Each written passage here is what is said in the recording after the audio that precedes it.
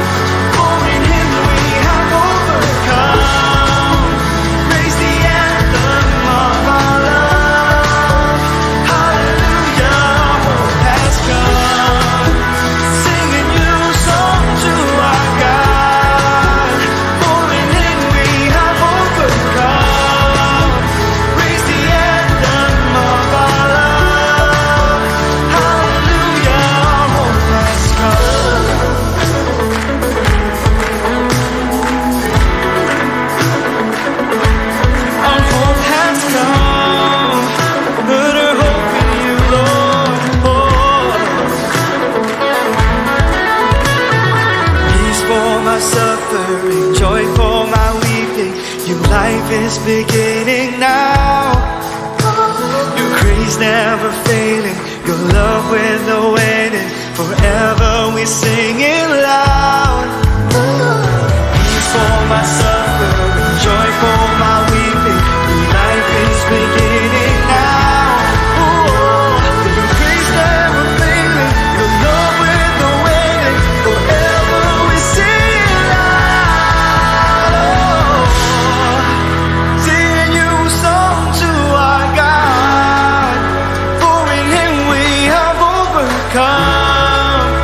Praise the anthem of our love.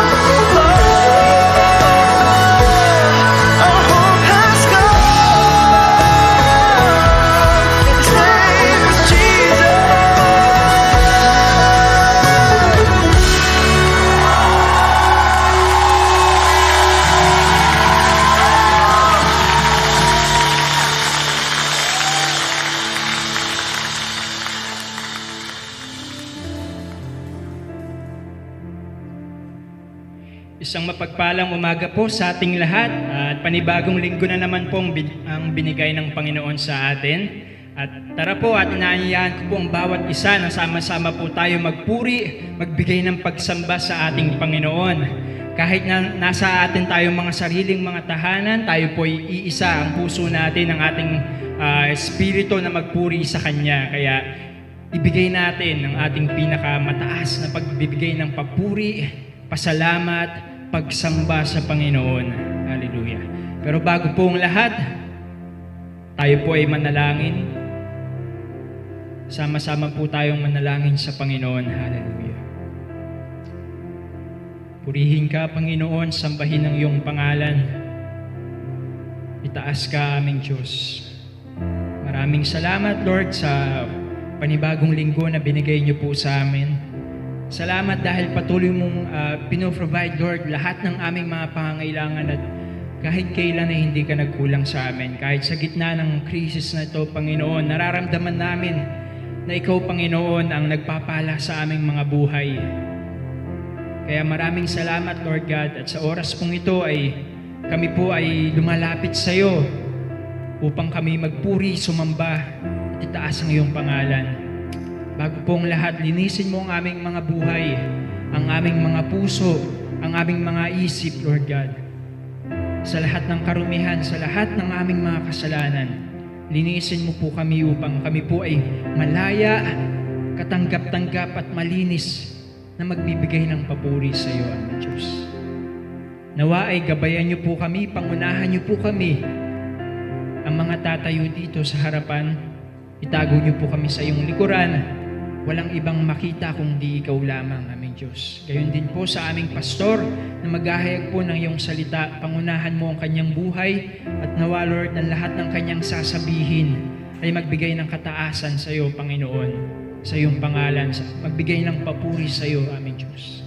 Handa niyo po ang aming mga puso, ang aming mga buhay, ang aming mga kaisipan upang kami po ay magkaisa magpuri sa iyo, aming Diyos. Marami pong salamat. Sa iyo po namin ibinabalik ang lahat ng aming mga papuri pagsamba. In Jesus' mighty name, we pray. Amen. Amen. Sige po, sabay-sabay po tayong magbasa ng salita ng Panginoon. Buksan po natin ang ating mga Bible sa Book of Psalm, chapter 92. At sabay-sabay po nating basahin mula verse 1 hanggang verse 8. Psalms 92 verse 1. It is good to praise the Lord and make music to your name, O Most High. Verse 2. Proclaim your love in the morning and your faithfulness at night. To the music of the 10-string lyre and the melody of the harp. Verse 4. For you make me glad by your deeds, Lord. I sing for joy at what your hands have done. Verse 5, how great are your works, Lord! How profound your thoughts. Verse 6, senseless people do not know, fools do not understand. Though the wicked spring up like grass, and all evildoers flourish, they will be destroyed forever.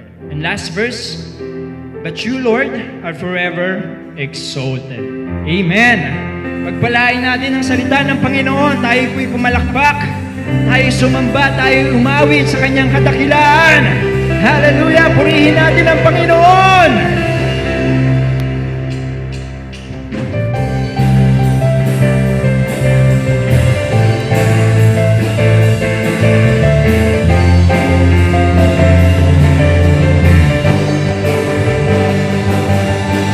Diyos na makapangyarihan, aring kataas-taasan, sa aming puso ay mananahan.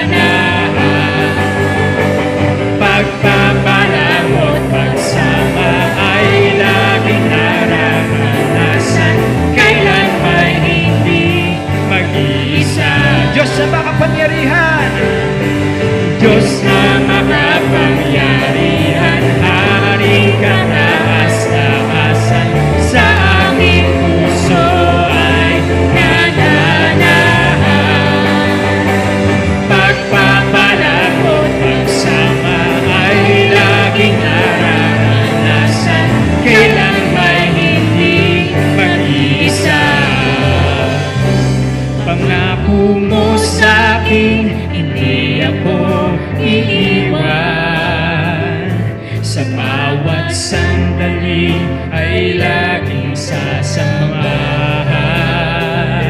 Banal na Espiritu, hatid ay kalakasan, upang lahat ng bagay ay mapagtagumpayan. Diyos na makapangyarihan, aking kataas-taasan, sa aking puso ay nananahan. Pagpapalag at pagsama ay laging nararanasan, kailan may hindi mag-iisa. Pangako mo sa'kin, hindi ako iiwan. Sa bawat sandali ay laging sasamahan. Banal na Espiritu, hatid ay kalakasan, upang lahat ng bagay ay mapagtagumpayan. Diyos na makapangyarihan, Hari ka taas-taasan, sa aking puso ay nananahan. Pagpapalag at pagsama ay laging nararanasan, kailan may hindi, kailan may hindi, kailan may hindi mag-iisa. Hallelujah! Amen! Kailan may hindi na mag-iisa, Panginoon, dahil Ikaw ang aming kasama. Hallelujah! Patuloy tayo magbigay ng papuri, pagsamba sa ating Diyos na dakila. Dakila ka, Panginoon. Walang sino man ang hihigit sa iyo, aming Diyos. Walang sino man ang papantay sa iyo. Hallelujah.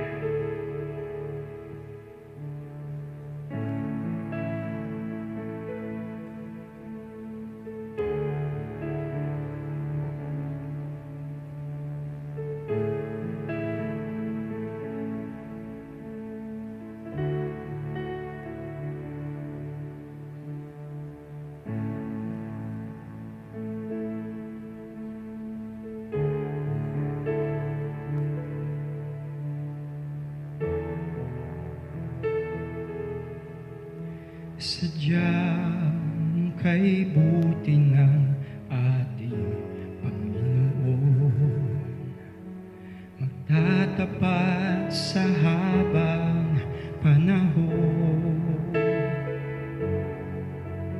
Kaya't sa kabila ng ating pagkukulang, biyaya niya'y patuloy na laan.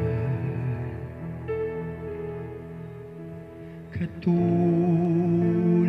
ng gintong araw, patuloy siyang magbibigay tanglaw.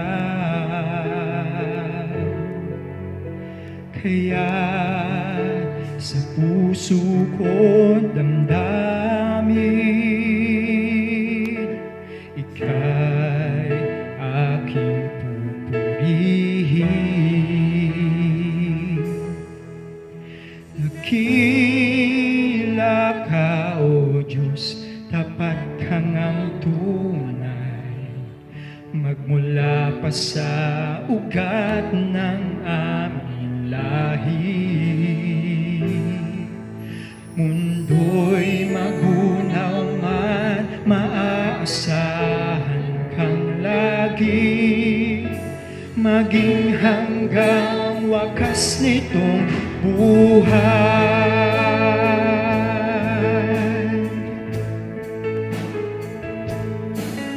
Kaya, O Diyos, ika'y aking pupurihin.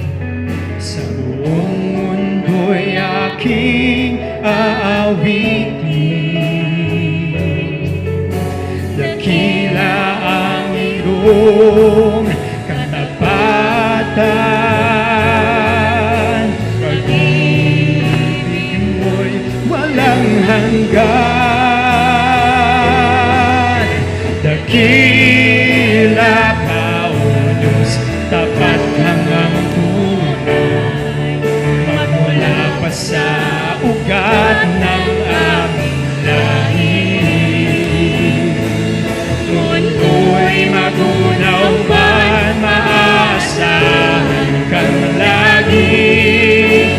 maging hanggang wakas nitong buhay.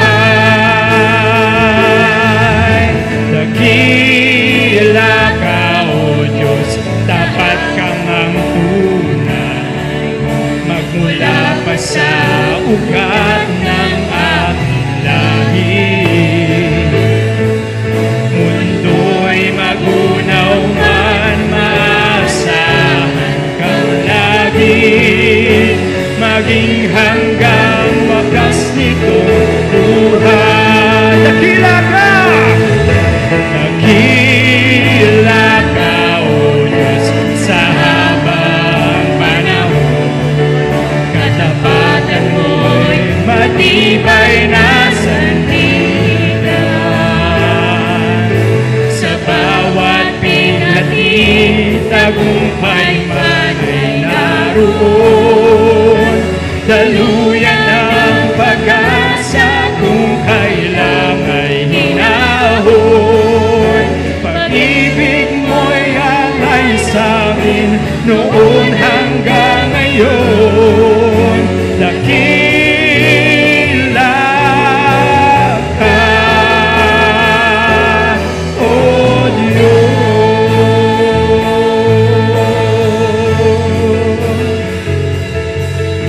Dakila ka, O Diyos. Dakila ka, O Diyos. Dakila ka, O Diyos.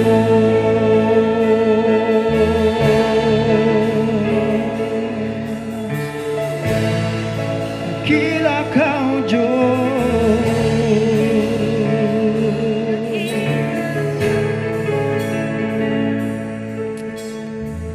Aming Diyos, walang papantay sa iyong kadakilaan. Walang hihigit sa iyong kapangyarihan, aming Diyos. Ikaw lamang pong nag-iisang Diyos na buhay, mabuti, at walang hangganan ang pag-ibig sa amin. Maraming salamat, Panginoon, sa iyong kabutihan, sa lahat ng iyong pagpapala, sa lahat ng iyong katapatan sa aming mga buhay. Salamat po. Wala po kaming ibabalik kundi ang aming mga papuri, pagsamba at pasasalamat. Tanging sa iyo lamang po ito, aming Diyos. Ito po ang aming mga awitin, papuri at pagsamba. Binabalik po namin sa iyo sa pangalan ng aming Panginoong Jesus. Amen. Amen. Magandang umaga muli sa ating mga kapatid sa Panginoon at nalulugod tayo na tayo ay laging nagkakatipon. Kahit na po tayo ay nasa gitna ng mga pandemic na ito ay hindi po talaga mahadlangan ng anumang bagay ang gawain ng ating Panginoon at lalo na sa ating pong pagtitipon, pagpupuri at pagsamba sa Panginoon at sa pakikinig sa salita ng ating Panginoon na nagbibigay ng mga kalakasan po sa atin. Ngayong umaga po ng linggong ito, hindi naman po lingid po sa inyo sa nakakarami na tayo ay nagdiriwang ng linggo na kung saan ay inaalala natin ang ating mga tatay, ang ating mga daddy, ang ating mga ama, ating mga dada o kung ano man ang pagkakatawag po natin. Yung mga biological father po natin, binibigyan po natin sila ngayon ng mataas na pagpapahalaga sa kanilang mga tungkulin na sila'y ating mga naging ama dito sa lupa. At binabati ko po ang lahat ng mga tatay sa Christ Believers Fellowship at naging sa lahat na nakikinig po. Nasaan man kayo ay binabati po namin kayo ng maligayang araw ng mga tatay or sa wikang English nga po, Happy Father's Day. At magsaya po kayo, ang mga pamilya po natin, sila nanay, sila yung mga anak natin ay batiin po natin ang ating mga tatay. Hindi lang sa batiin, maghanda po tayo na para sila sa araw na ito at mga susunod na araw ay maging maligaya sila. Ganon din po sa ating pagtitipon po sa umagang ito ay ating papahalagahan sa mensahe ng Panginoon ang mga patungkol po sa mga ama ng tahanan. At yan naman po ay lagi pong nakareflect sa amang Diyos na mapagpatawad. At alam naman natin ang ating Diyos na bilang ating Ama at tayo ang kanyang mga anak. Yan po yung pinakarelasyon kung bakit po tayo ay naririto pa sa lupang ito at kung bakit nakapabilang tayo sa iglesia at binago ng Panginoon. Hindi lang para maging kaibigan ng Diyos, kundi para maging anak ng Diyos. Ang ating pong tatalakayin sa pangangaral na ito ay ang patungkol po sa amang mapagpatawad. Alam naman po natin ang ating Panginoong Hesus siya ay nangangaral sa iba't ibang kaparaanan at ang palagi po niya na ginagamit yung siya ay magkwento at maging yung magkwento ng mga talinhaga na kung saan ang karamihan ay hindi maunawaan. Subalit yung mga disciple lamang niya, alagad lang niya na malapit sa kanya, pag sa panahon na sila na lamang ay ipinapaliwanag niya ito. Masaya po ang ating Panginoon pagka siya po ay nangangaral sa maraming tao at lalo na sa pamamagitan ng talinhaga. Ang pinakasusing talata ng mensahe nito na patungkol po sa amang mapagpatawad ay makikita po natin ito sa Lucas 15 mga kabanata at ang mga talata ay 20 hanggang sa 24. Hayaan niyo po nabasahin ko po ito sa wikang Ingles. Sabi po doon, "So he got up and went to his father, but while he was still a long way off, his father saw him and was filled with compassion for him. He ran to his son, threw his arm around him and kissed him. The son said to him, 'Father, I have sinned against heaven and against you.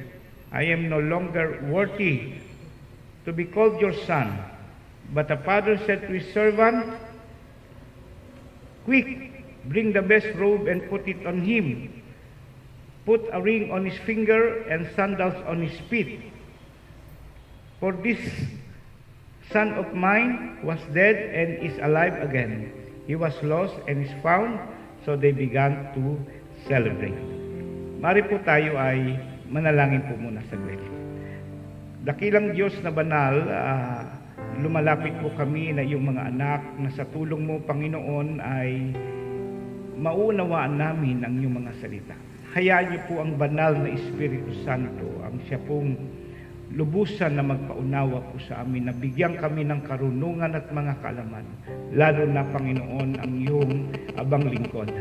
Dalangin po namin, Panginoon, na sa umagang ito ay maunawaan po namin ang kahalagahan ng isang ama at maging kaming mga anak sa aming mga magulang at kaming mga tao na tinubos mo, Panginoon. Sa aming mga kasalanan ay makita namin ang pagmamahal mo sa amin na bilang Diyos Ama na nasa langit. Patnubayan niyo po ang lahat ng makikinig at mga manonood sa umagang ito. Ito po ang aking panalangin, Ama, sa pangalan ng iyong anak na si Jesus. Amen. Amen. At alam niyo po ang ating Panginoon nung tinalakay niya ito na patungkol po sa talinhaga ng alibugang anak, madalas ang ating pong napapansin ay yung alibugang anak. Pero sa pagkakataon pong ito, ating pong bibigyan ng pansin ang anak at lalo na ang amang mapagpatawad. Sapagkat may kahalagahan po ito sa ating pong mga relasyon sa Diyos at sa mga tao pa na nagiging alibughang mga anak na ayaw pa na magsilapit sa Panginoon.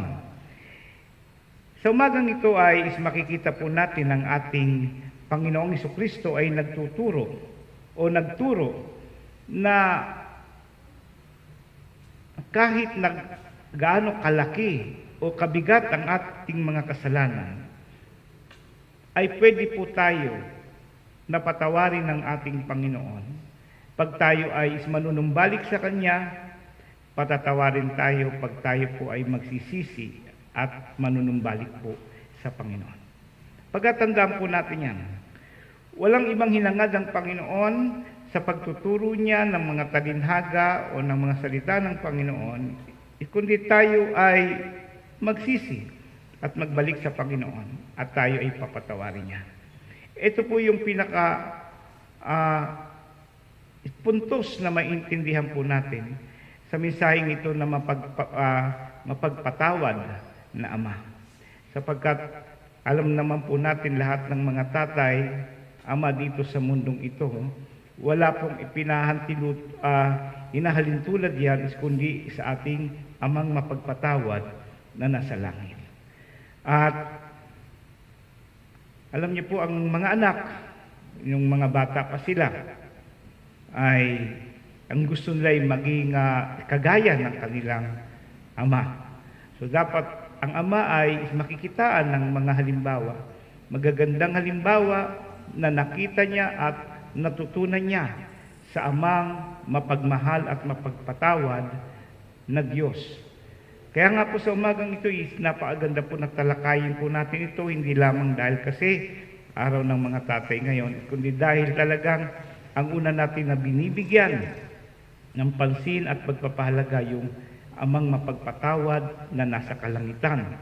Nakagaya rin po natin ng mga tatay, inilalarawan ng ating mga posisyon o na bilang ama ng tahanan, inilalarawan natin na kung anong Diyos, sinong Diyos na meron tayo na inihahalin tulad ang ating buhay sa Diyos na nakikilala po natin o sa Diyos na nagpakilala po sa atin. At ang ating mga anak ay pinapakita rin po sa talinhaga na ito na kung paano siya napatawad ng kanyang amang mapagmahal at mapagpatawad. Alam niyo po, napakaraming mga anak ngayon, hindi na pinakikinggan ang kanilang tatay.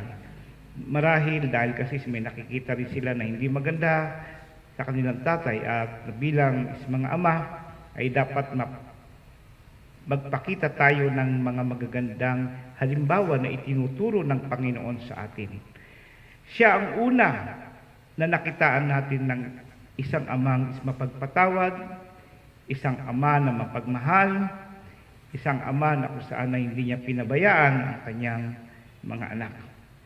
Narito doon sa binasa po natin na huling bahagi na lamang yun, sapagkat ang gusto po natin na bigyan ng pansin ay yung mapagpatawad na ama. Pero magkaganon pa man ay kinakailangan po natin na tingnan muna ang ating mga kalalagayan na bilang mga anak ng Diyos o na bilang mga anak sa tahanan na may ama na naroon sa tahanan na iyon. At tingnan po natin, bakit ba nagkakaroon ng mga alibugang anak? Kasi kung walang alibugang anak, ang ating Diyos ay mananatili pa rin na mapagpatawad. Ganon din sa bahay, sa tahanan. Kung walang alibugang anak, ang ating ama ay dapat nagiging mapagpatawad pa rin siya sa anumang mga bagay. Sa ating mga anak, bakit ba may mga anak na nagiging alibugha o nagiging mga pasaway? Narito ang mga dahilan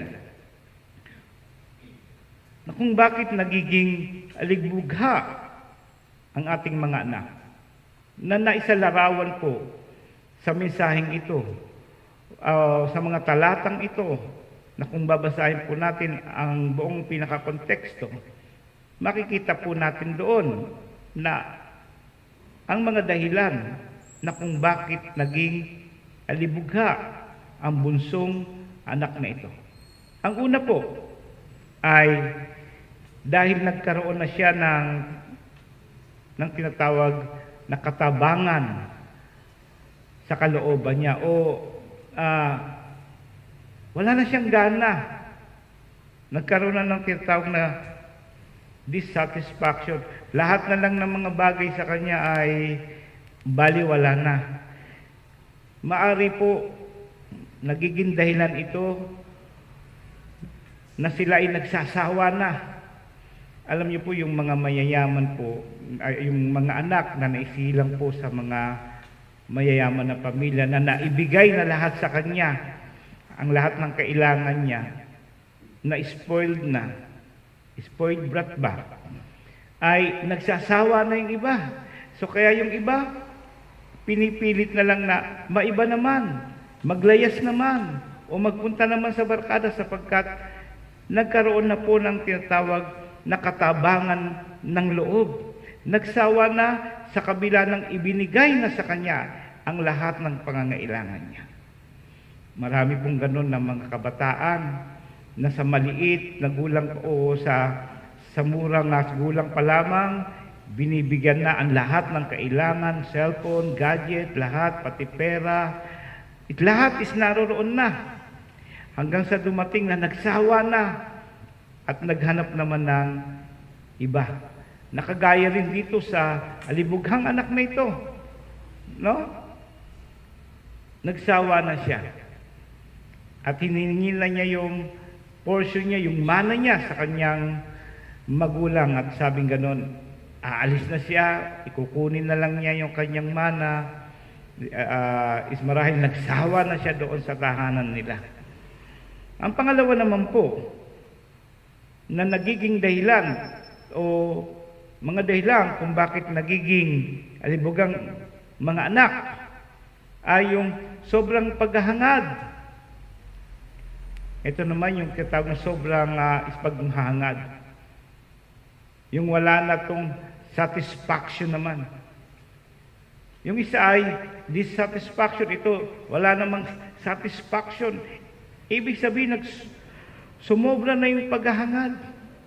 Maraming kabataan ngayon, pag binigyan mo ng cellphone, pag nakakita ng bagong cellphone, yun ang gusto niya. Naghahangad ng sobra.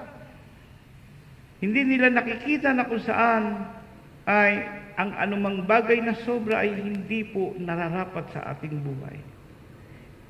Minsan nga, maraming mga bata na ganyan ngayon. Maraming mga anak na ganyan. Na sa sobrang paghahangad ay namumuunang inggit sa kanilang mga puso at nagiging dahilan ng pagiging alibughang anak nila. Hindi na lang sila magkasya na kung meron sila sa ngayon. Sa sobrang paghahangad, nakakagawa ng mga kasalanan sa magulang. Ang pantatlo po mga kapatid, yung tinatawag natin na madali silang madaya. Nagiging aligbugang isang anak pagka ito ay kulang sa gabay. O kung nagagabayan man, hindi nakikinig sa gabay, na nagiging dahilan kung bakit sila ay madaling madaya. Nadidisib sila kaagad. Lalo na ang mga anak na hindi nakikinig sa kanilang mga ama o sa kanilang mga magulang. Na ang tanging pinapakinggan na lamang ay ang mga barkada sa labas o yung mga kaibigan. Ang dapat natin napakinggan muna na bilang mga anak ang ating mga magulang. Siya dapat ang una po natin na paniniwalaan at susundin, hindi ang mga tao na nasa labas. Pagkat walang magulang na hindi po nagturo ng maganda sa kanyang mga anak is maliban na kung ang magulang ay wala pong maayos na relasyon sa Diyos. Ang pangapat po, na dahilan kung bakit nagiging alibugang anak ay yung tinatawag po natin na madali silang magpasya. Padalos-dalos ang kanilang mga pagdidesisyon o pagpapasya. Hindi mo na pinag-iisipan. Ito po yung isa sa mga nagiging dahilan kung bakit nagiging matigas ang ulo ng ating mga anak sapagkat hindi natin sila naturuan marahil o kung naturuan man, sapat na talagang nagdesisyon sila ng mali. Gumawa sila ng pabigla-biglang pagpapasya. Hindi mo na pinag-iisipan. Ang iba talaga, ang matalinong anak ay nag-iisip yan. Nakikinig sa magulang at nagtatanong. Hindi siya nagtatanong doon sa mga taong hindi makapagbibigay sa kanya ng magandang halimbawa. Ang mga magulang ang una niya dapat na tinatanong. So kaya po, itong alibugang anak ay pabigla-bigla na umalis at kukunin kagad ang kanyang yaman. At tapos nun ay aalis, ano ang nangyari? Ay napariwara ang kanyang buhay pagkatapos na maubos ang mga kayamanan na kanya po na minana. Ang palima po na dahilan na kung bakit po nagiging alibuga ang ating mga anak sapagkat madali silang maakit sa mga huwad na ligaya, sa mga huwad o yung tinatawag na hindi na totoong makapagbibigay ng tunay na buhay sa kanila o ng tunay na kaligayahan sa kanila. Madali silang naakit. Naroon yung tinatawag na flash of the eyes. Talagang naakit sila. Na nagiging dahilan ng pagiging alibughang anak. Ang pang-anim ay madali silang madaya sa paningin o mamalikmata. O yung tinatawag natin na disillusionment. Na yung pag nakita nila, akala nila, iyon na. So kaya sila nagkakamali. Kaya nga minsan may mga mag-asawa o mag-aasawa na nagkakamali dahil kasi nakabase lang sa kanilang mga paningin. Hindi nila tiningnan ang pinakakalooban ng amang nagagabay sa atin. Noong nakaraan, nakita po natin sa pangangaral po natin, sa mga gabay ng buhay, dapat ay talaga tayo ay punong-puno ng salita ng Panginoon. Ito ang dahilan kung bakit po tayo araw-araw na nagbabasa ng Biblia upang tayo ay magabayan, upang sa ating pong pagpapasya ay hindi po tayo magkamali, upang pag tiningnan natin ang isang bagay, hindi tayo mamalikmata at tayo ay madaya. So, ito po yung pang-anim na dahilan kung bakit po nagiging alibugang anak, sapagkat madaling madaya sa paningin o mamalikmata. Ang pampito po mga kapatid ay yung tinatawag po natin na madali siyang masawi. Nakita natin sa alibughang anak na ito. Pagkatapos na maubos ang lahat ng kayamanan niya ay nawalan na siya ng pag-asa at para ba siyang ang pakiramdam niya, in despair na siya. Wala na siyang pag-asa at wala na siyang magagawa kundi tanggapin ang katotohanan na kinakailangan niyang magbalik na hindi bilang isang anak, kundi bilang isang katulong na para lang siya ay mabuhay. Mga kapatid, ito ba yung hinahanap natin sa buhay? So ito yung mga pitong ito na nagiging dahilan na kung bakit ang isang anak ay nagiging alibugha sapagkat siya ay nagsawa na. May sobrang paghahangad, madaling madaya, biglang magpasya, at madaling maakit sa mga huwad na ligaya. Higit sa lahat ay nadadaya ang paningin niya at ang panguli ay kasawian sa buhay ang nangyayari po sa kanya. Pero mga kapatid, pagpapansinin po natin ang hakbang ng isang ama, hindi po nawala ng pag-asa ang isang ama. Sa kontekstong ito, ang ama ay patuloy na lumakad sa kalooban ng Diyos at itinayo niya ang pagiging isang ama. Hindi siya nagpadaya. At naririto ang mga dahilan naman na kung bakit ang isang ama ay nagiging mapagpatawad. Ang una po mga kapatid, nararamdaman niya ang nararamdaman pagka ang kanyang anak ay napapamali. Nasusugatan siya. Siya ay may sugatang puso, iyan po yung una. Ang isang mapagpatawad na ama ay nararamdaman niya at nasusugatan ang kanyang puso pagka ang kanyang anak ay napapariwara. Napapapunta sa mali. Nakagaya ng prodigal son na ito, na pagkatapos na umalis sa tahanan, wala bang nagawa ang ama? Maaring pinigil siya ng ama, pero hindi nagpapigil at ang iniwan sa puso ng batang ito ay sugatang puso. Yan po yung una po na dahilan kung bakit ang isang ama ay nagiging mapagpatawad sapagkat siya ay may nararamdaman na sakit sa kanyang damdamin sa ginawa ng kanyang anak o sa maling pagdedesisyon. Ang pangalawa po mga kapatid ay na dahilan ng isang mapagpatawad na ama sapagkat siya ay mapag-alalang ama. Nag-aalala siya. Simula ng araw na nilisan ng batang ito ang kanilang tahanan, araw at gabi, ang amang ito ay nag-aalala. Hindi baga ang mga tatay natin, pag umaalis tayo, lalo na pagka ikaw ay babae, at maging ang lalaki, na pag umaalis, siya ay laging nag-aalala. Ako po, pag umaalis sa aking mga anak, lagi akong nananalangin na umalis sila ng maayos, dadalhin sila ng Panginoon at iingatan sila ng Panginoon at uuwi sila ng maayos. Magkaganon man ay nag-aalala pa rin tayo sapagkat alam natin ang panahon natin ngayon ay hindi na maganda. At lagi po natin hinihingi na ang Diyos ang magpoprotect sa kanila, mag-iingat sa kanila. So ito po yung mga dahilan kung bakit ang isang ama ay nagiging mapagpatawad sapagkat siya ay mapag-alalang ama.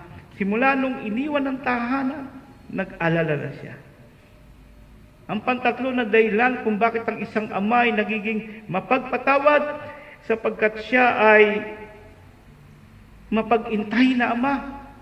Nung simula nang umalis, ang batang ito o ang alibugang anak na ito, araw at gabi siya ay nag-iintay na. Hindi baga tayo pag umaalis tayo at lalo pag hating gabi na, hindi pa tayo umuwi, sinusundo tayo ng ating mga ama, hinahanap tayo, binabantayan tayo, iniintay tayo miski anong oras tayo na umuwi, na imbis na natutulog na ang ating mga magulang, nag-aantay pa rin sa atin. Mapag-intay na ama, ang isa po na dahilan kung bakit naging mapagpatawad ang isang ama sapagkat marunong siyang mag-intay. Ang pang-apat po, hindi lang ba siya nag-iintay, siya ay matyagang nagbabantay. Nagbabantay. Binabantayan niya ang kanyang mga anak. Lalo na ang alibughang anak nito nung umalis, hindi lang siya naghintay. Siya'y nagbabantay pa rin. Nung hindi pa umalis, nagbabantay pa rin siya. Nung umalis ang alibughang anak na ito, nagbabantay pa rin siya. Ganun din sa ating mga ama, binabantayan tayo. Minsan, sinusundan pa nga tayo. Minsan, inaalam pa kung saan tayo nagpupunta. At lalo na paghating gabi, hindi lang basta siya naghihintay, nagbabantay na baka ang kanyang anak ay nasa panganib. Binabantayan niya tayo. Ang panlima, na kung bakit ang isang ama ay nagiging mapagpatawad sapagkat siya ay umaasang ama na na babalik muli, magbabago ang alibughang anak na ito at magsisisi. Nagiging mapagpatawad ang ama sapagkat siya ay may hangarin o umaasa.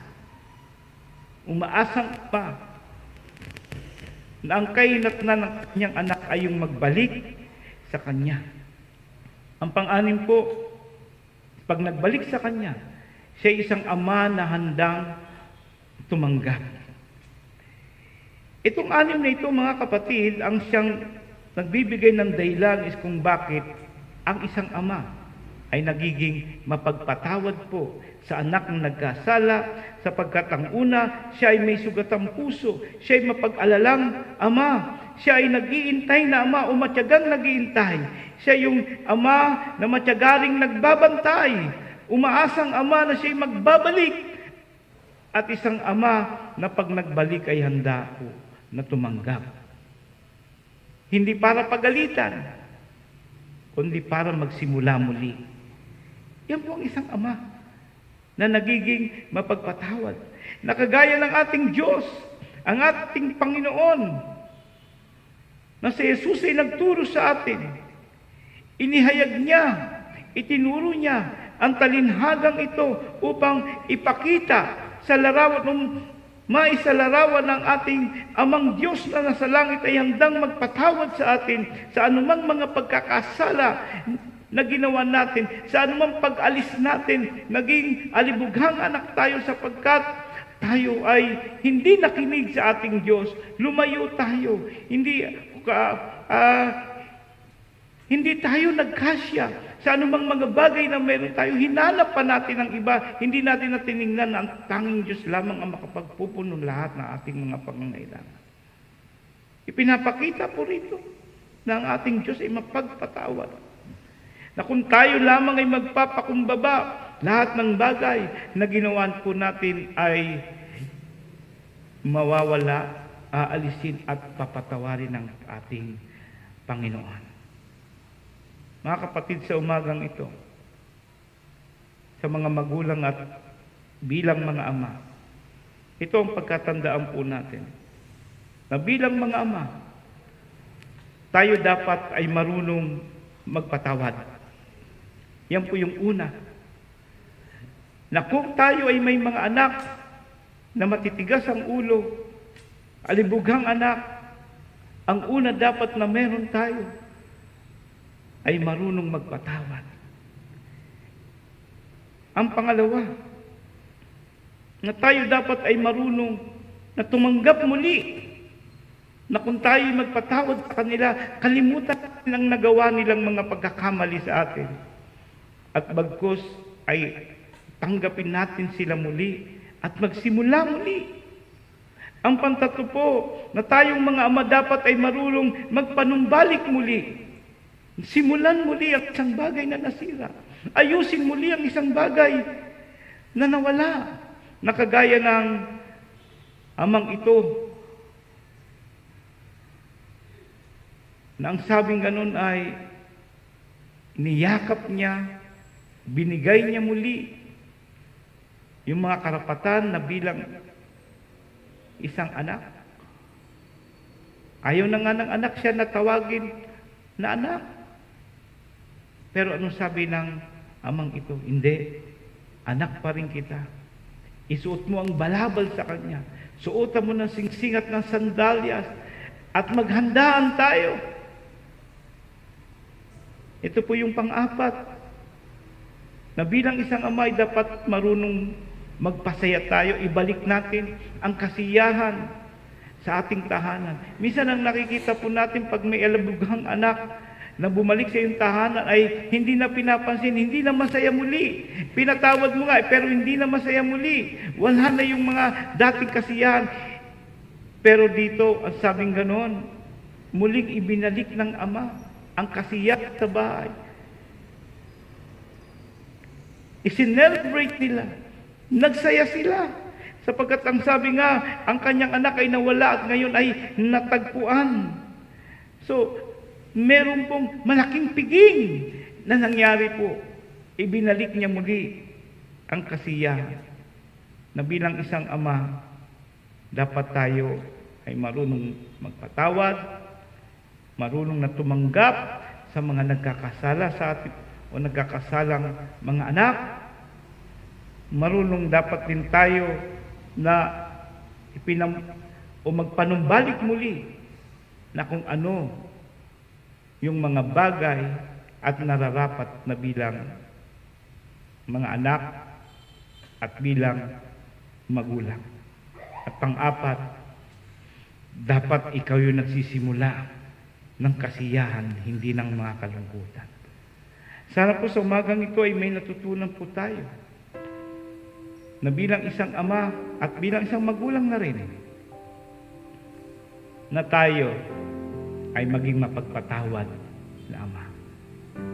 Nakikita ko na maraming mga ama ngayon na kung saan nasasaktan ang kanilang mga puso, nag-aalala, nalulungkot sa nangyayari sa kanilang mga anak. Pero isipin po natin, yung ama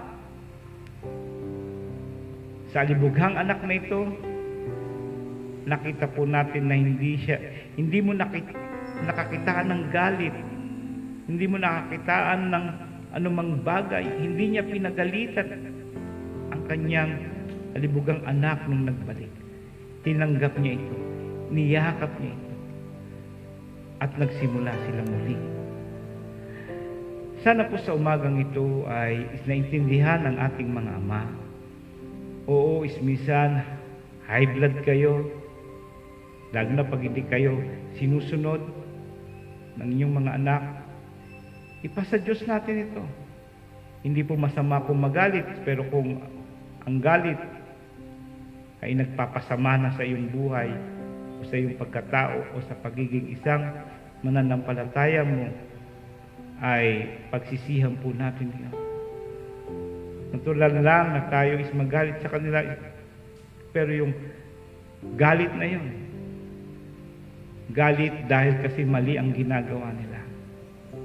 Pero dapat yun ay natutumbasan ng pagpapatawad, natutumbasan ng pagmamahal, kagaya ng ating Amang Diyos na nasa langit, na tayong mga makasalanan, na lumayo sa Kanya, nagsarili ng ating buhay, siya ay handang nag-iintay sa atin. Araw at gabi, iniintay ka sa Kanya. Kaya sa sinumang mga nanonood dyan, na ngayon lang nanood sa pangangaral na ito, iniintay ka ng Panginoon, ng Amang Diyos na nagmamahal at handa kang patawarin. I-restore ka niya muli. Ibabalik sa iyo ang mga nawala sa buhay mo. Patatawarin ka, babaguhin ka ng Panginoon, at mararamdaman mo siya ay isang amang mapagmahal. Ganon din sa mga biological father po natin na nakikinig sa umagang ito. Nawa ay mapagpatawad na ama po kayo sa anumang mga kasalanan na gawa ng inyong mga anak. Patawarin nyo, mahalin nyo, ibalik nyo muli ang kanilang buhay. Bigyan nyo ng pag-asa na kagaya ng mga pag-asa na binigay sa atin ng ating Panginoon. Sana po ay may natutunan po tayo sa umagang ito at pagpalain po tayong lahat, lalo na ang mga tatay po natin na nakikinig ngayon. Pagpalain po kayo ng ating Panginoon. Hayaan niyo po na tayo manalangin po sa Panginoon. O aming Diyos na banal at dakila, maraming salamat po, Panginoon, sa pagdiriwang po namin ng araw ng mga tatay. Ang dalangin po namin, Panginoon, na kaming mga ama ay patuloy na palakasin ng Amang Diyos na nasa langit. Bigyan po kami, Panginoon, na mahabang pasensya, ng mga karunungan at kaalaman na kung paano kami ay maging mapagpatawad din na ama sa aming mga anak na nagkakasala. Dalangin po namin ang mensaheng ito, Panginoon, ay maging makapagbukas ng aming mga kaisipan. Sa amin rin mga ama na nagkakamali, hingi rin natin ng tawad ito sa Ama, Amang Diyos na nasa langit, na tayong lahat ay patawarin ng Panginoon at magsimula muli tayo ng ating mga tungkulin na bilang isang ama ay maigawad po natin sa ating mga anak. Pagpalain mo ang mga tatay sa umagang ito, Panginoon, at sa mga darating pa. Na ganoon din ang mga pamilya, Panginoon. Na ganoon din ang mga anak, O Diyos, na mabuksan ang kanilang mga kaisipan. At magbigay sila ng respeto, ng paggalang at pagsunod sa kanilang mga magulang, lalo na sa mga ama ng tahanan. Nakagaya ng pagrespeto at pagsunod sa Amang Diyos na nasa langit. Sa umagang ito, Ama, nagpapasalamat po kami sa mensahe na ibinigay mo sa amin na para sa aming mga tatay. Pagpalain mo ang aming mga tatay, pagpalain mo, Panginoon, ang aming pamilya, pagpalain mo ang aming simbahan, higit sa lahat, patuloy mo kami na tulungan na isulong ang iyong iglesia sa pamamagitan ng pangangaral at ng pagdidisipulo sa mga tao na magsisampalataya sa iyo. Salamat po, Ama, sa iyong lahat ng kapurihan at pagsamba at pagpapasalamat sa pangalan ng iyong anak na si Jesus. Amen. Amen. Tayo pong lahat ay magsitayo sa ating mga tahanan at taas natin ang ating mga kamay at tayo po ay mag-last benediction. Praise God from whom all blessings flow. Praise Him all creatures here below. Praise Him above the heavenly host. Praise Father, Son, and Holy Ghost.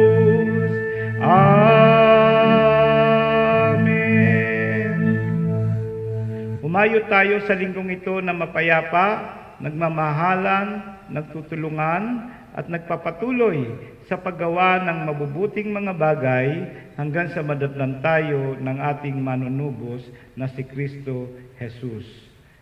Amen.